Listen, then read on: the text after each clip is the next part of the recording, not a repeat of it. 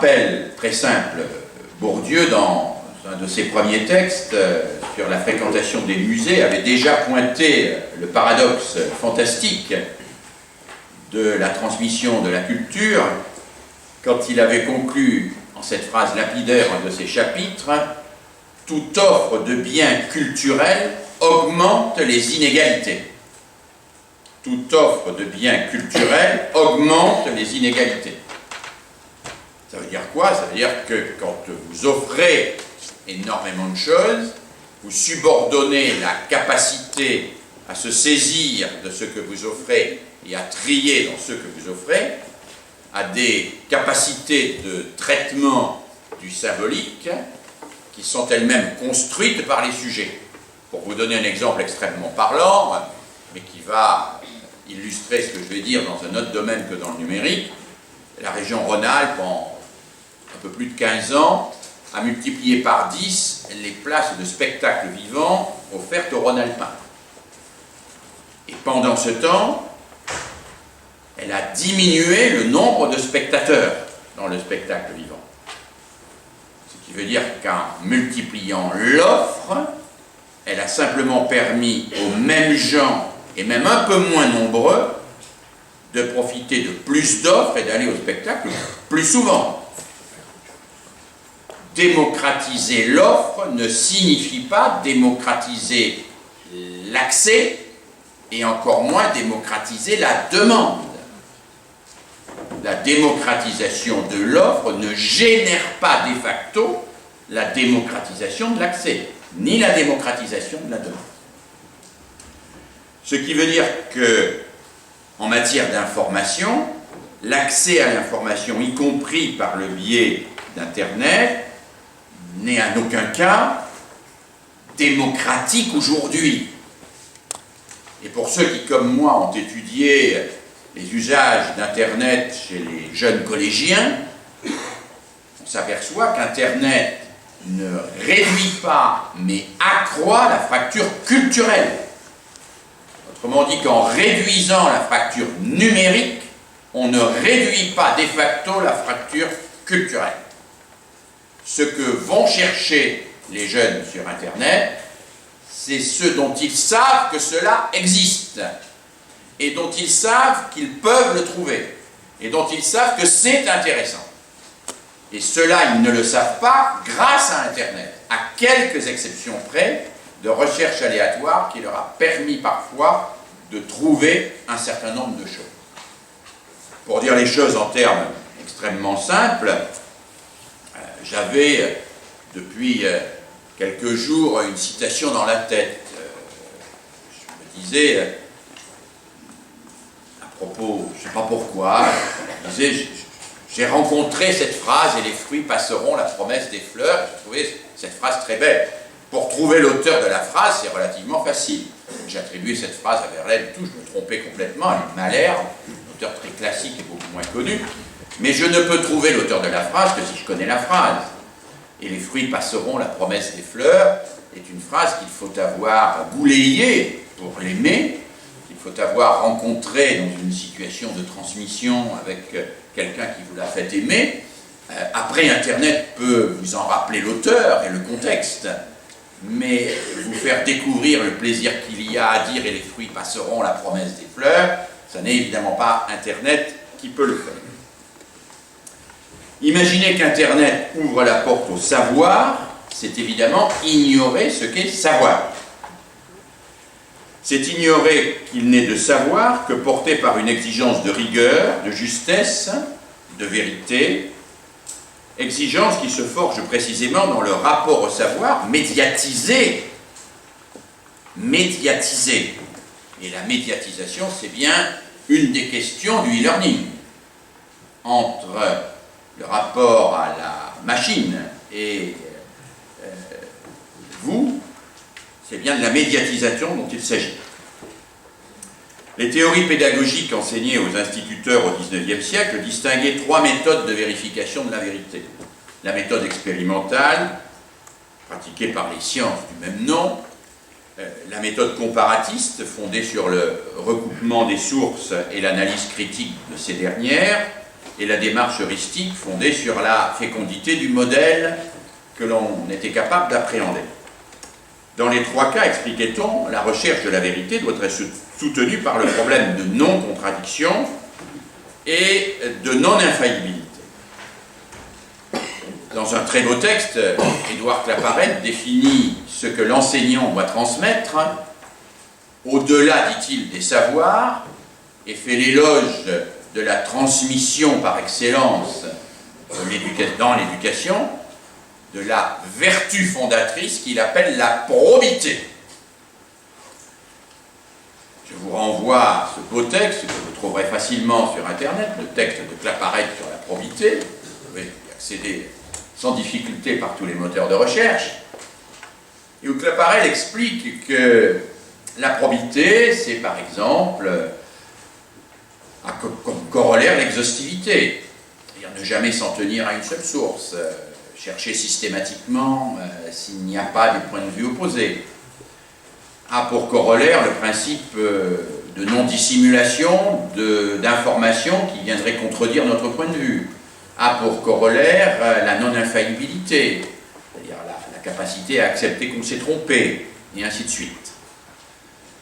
Je nous invite à nous interroger sur la pratique de la probité intellectuelle dans l'usage des technologies, de l'information et de la communication. Vous verrez, si vous reprenez les 8 items de Claparède sur la probité, qu'ils sont particulièrement exigeants et que ce n'est que dans une construction pédagogique extrêmement rigoureuse qu'on peut pratiquer, et jamais en étant sûr d'être allé jusqu'au bout, cette probité. Claparède écrit « Je dois accepter ma non-infaillibilité. Je dois me savoir capable d'erreur et même de cécité. L'homme qui a, la femme, le jeune, qui a le monde entier à travers Internet, doit se savoir capable de cécité, alors que précisément, la technique lui donne le sentiment qu'il peut tout voir. Et doit être capable d'analyser sa propre cécité. Je dois, dit-il aussi, être capable d'altération, c'est-à-dire laisser le point de vue de l'autre et la sanction des faits altérer et même remettre en question mon propre point de vue.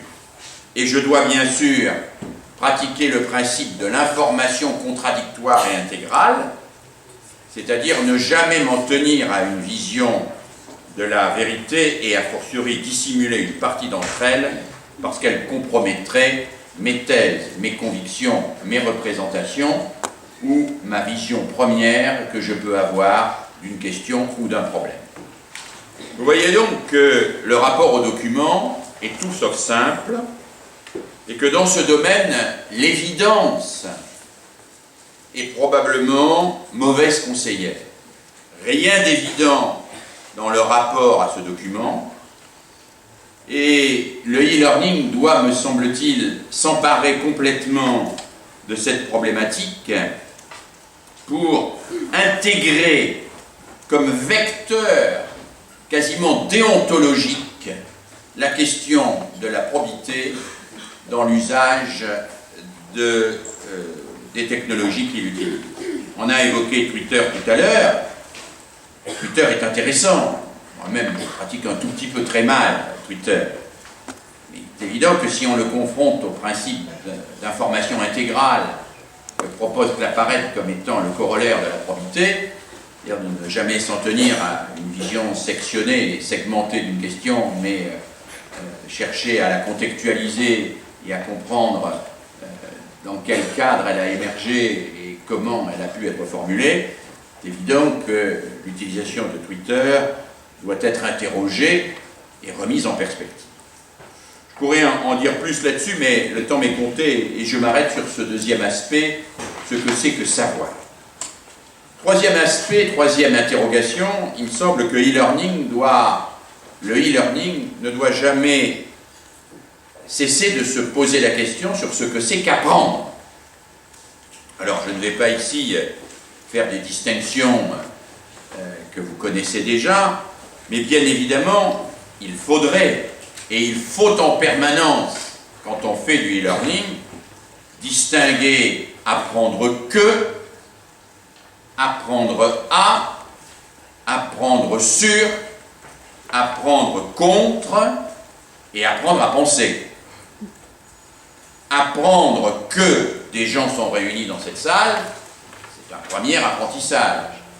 Apprendre qu'ils discutent du e-learning, c'est un deuxième apprentissage. Ça n'est pas forcément apprendre à faire quelque chose. Ça n'est pas apprendre non plus sur ce que font ces gens. Ça n'est pas être capable de penser contre, c'est-à-dire de développer une pensée critique contre cela. Et ça n'est pas forcément apprendre à penser de manière autonome, sapere aude, les Lumières. Kant, qu'est-ce que les Lumières? Sapere aude, ose penser par toi-même. Il y a là quelque chose qui me semble important à rappeler, et à rappeler à ceux et celles qui conçoivent tous les programmes et tous les cursus de e-learning. Ce qui fait penser, ce qui fait passer de l'apprendre que, qui est un apprentissage factuel, à l'apprendre à penser, qui est un apprentissage de l'autonomie intellectuelle, c'est le fait de faire opérer ce que nous appelons dans notre jargon des opérations mentales. C'est-à-dire de réfléchir dans la conception du programme sur ce qu'on met à disposition et ce qu'on demande à l'intelligence que l'on a en face de nous de faire face à ce qu'on lui met à disposition. Comparer, induire, déduire, diverger.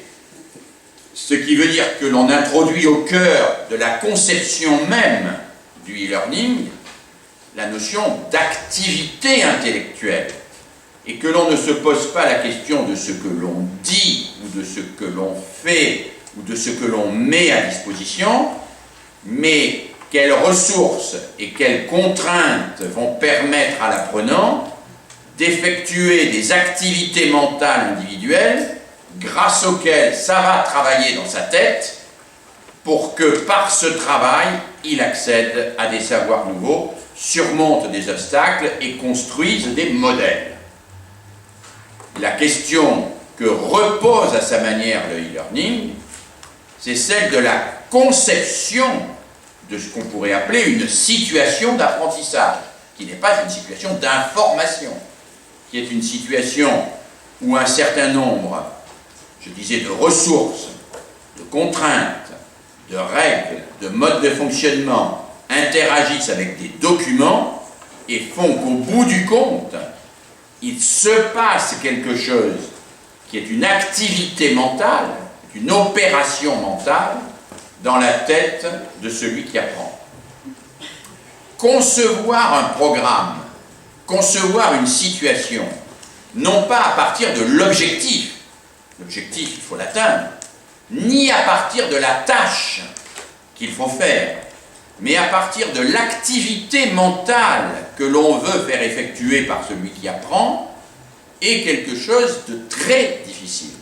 Mais, et là je suis relativement optimiste, je pense que dans le e-learning, c'est quelque chose qui est déjà relativement bien avancé pour ce que je vois. Parce que vous êtes précisément ceux et celles qui sont dans cette posture de se dire qu'est-ce que je mets à disposition, qu'est-ce que je fais faire sur ce que je mets à disposition, et qu'est-ce que ça va produire intellectuellement chez celui qui le fait. Qu'est-ce que ça va produire chez celui qui le fait, s'il fait ce qu'il fait avec ce que je lui donne. Mais la question c'est bien, que va-t-il faire avec ce que je lui donne, et qu'est-ce que ça va produire quand il l'aura fait.